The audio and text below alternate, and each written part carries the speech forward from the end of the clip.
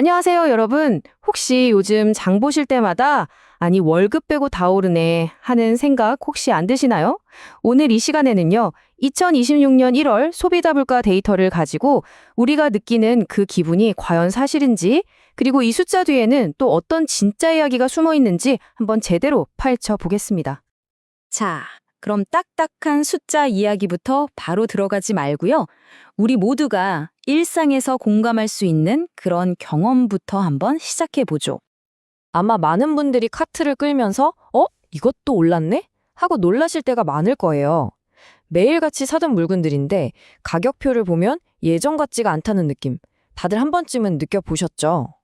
자, 그럼 우리가 막연하게 느끼는 이 기분하고요, 실제 데이터는 얼마나 비슷할지 지금부터 공식적인 숫자를 통해서 한번 확인해 보겠습니다.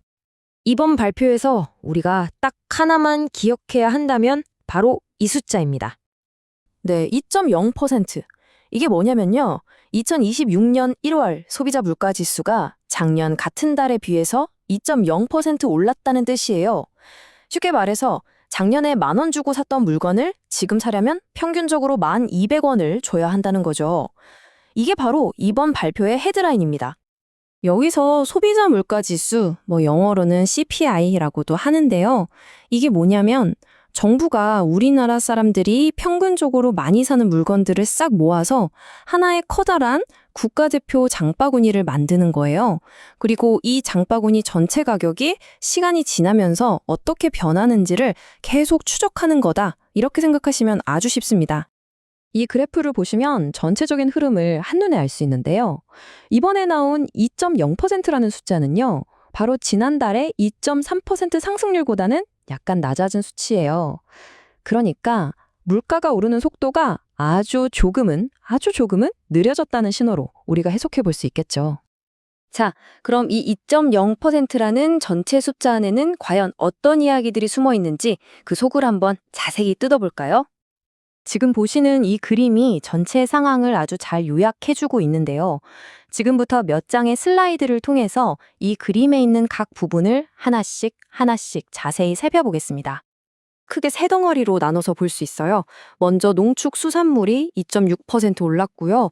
공장에서 만드는 공업 제품이 1.7%, 그리고 외식비나 보험료 같은 서비스가 2.3% 올랐습니다.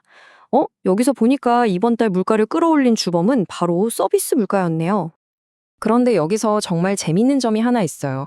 전체 농축수산물 가격은 분명히 올랐는데 그중에서 채소, 과일, 생선처럼 우리가 신선식품이라고 부르는 것들만 따로 떼어놓고 보니까요, 오히려 작년보다 가격이 0.2% 내렸다는 겁니다. 참 의외의 결과죠. 하지만 많은 분들이 이런 생각을 하실 거예요. 아니, 공식 통계는 2.0% 올랐다는데 왜 내가 느끼기엔 훨씬 더 많이 오른 것 같지?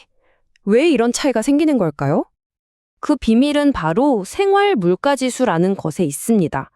이건 뭐냐면요, 전체 품목이 아니라 우리가 정말 자주 사고 가격이 조금만 변해도 민감하게 느끼는 144개 품목만 따로 모아서 만든 지수예요.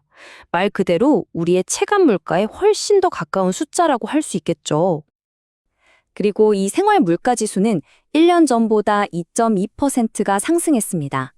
전체 소비자 물가 상승률인 2.0%보다 약간 더 높죠?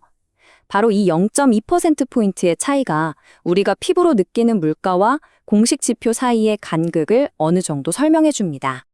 우리 지갑에 가장 직접적인 영향을 미친 품목들을 한번 보세요. 와, 조기 가격이 무려 21%나 뛰었고요. 우리가 매일 먹는 쌀도 18.3%나 올랐습니다. 정말 크게 올랐죠. 물론 반가운 소식도 있습니다.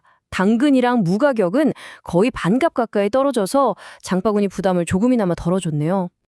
그럼 이 모든 데이터를 종합해 볼 때 우리는 무엇을 알 수 있고 또 앞으로를 어떻게 전망해 볼 수 있을까요?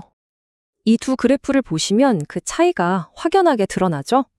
왼쪽의 농축수산물 가격은 날씨나 수확량에 따라서 정말 롤러코스터를 타는 반면에 오른쪽의 공업 제품 가격은 비교적 안정적으로 움직입니다. 앞으로 물가를 예측할 때 이 변동성이 큰 농산물 가격이 아주 중요한 변수가 될 거라는 걸 알 수 있습니다. 그리고 이쪽을 한번 보실까요? 전기나 가스, 수도 같은 공공요금은 거의 오르지 않아서 안정된 모습을 보였어요.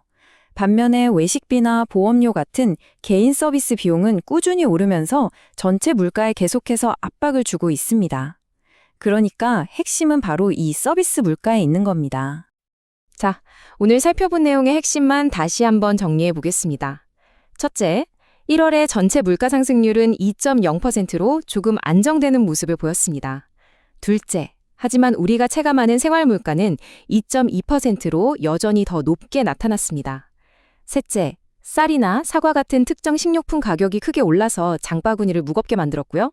마지막으로 서비스 비용, 특히 보험료 같은 것들이 계속해서 물가 상승의 가장 큰 원인으로 작용하고 있다는 점입니다. 네, 전체적인 숫자는 안정세에 접어든 것처럼 보입니다. 하지만 우리의 생활과 아주 밀접한 항목들의 가격은 여전히 불안한 모습을 보이고 있죠. 과연 지금의 이 물가 안정세가 앞으로도 계속 이어질 수 있을까요? 여러분의 생각은 어떠신가요?